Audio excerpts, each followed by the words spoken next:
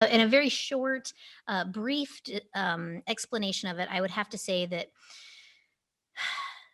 you're speaking to another realm, right? Like you are essentially being a vessel for the other side. And if you are going to be this, there's a responsibility to it. You know, you need to respect the channel, you need to respect the other side, you need to respect yourself as a channel. It's huge. It's so huge. You know, when I, as you know, when I start working with somebody about learning how to use their channel, how to receive their information, how to move through communicating with the other side, the first thing I do is we work on, protecting you, making sure that you can actually do the work.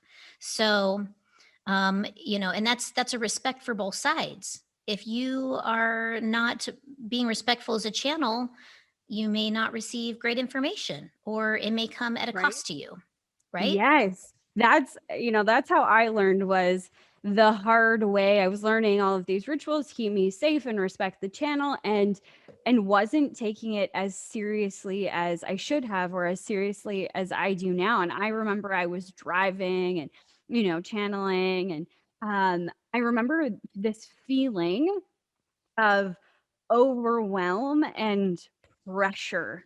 And then the information that I was receiving was really dark and kind of scary and just didn't make sense. And I remember reflecting back on that and was like, oh crap, I didn't do my ritual. I was moving, I wasn't even stationary. So even like moving from place to place to place. There's so many energies all around you, and I'm super sensitive. So I was picking up on all of those things, as well as I wasn't checking who I was talking to when I was doing it. And I think it's so massively important especially when you're doing this for someone else.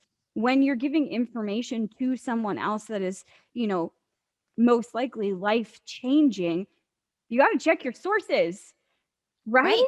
Right. Well, and it's not only life changing, but they're also usually in kind of a vulnerable place if they're reaching out to you to begin with. And you made a really interesting point about you being in the car, driving around, receiving information just from wherever and however, right? And kind of willy-nilly-ing it. So Yeah. it's not bad to channel in your car. In fact, I know lots of people who find their car to be sort of a sanctuary. They go in there, they meditate, they do all kinds of things in their car. But it's about making sure that if you are going to channel in your car, that maybe you're not driving to the store and maybe you're not distracted by what you're going to pick up there, and maybe it is truly in that frame set of I am here to receive information to guide others.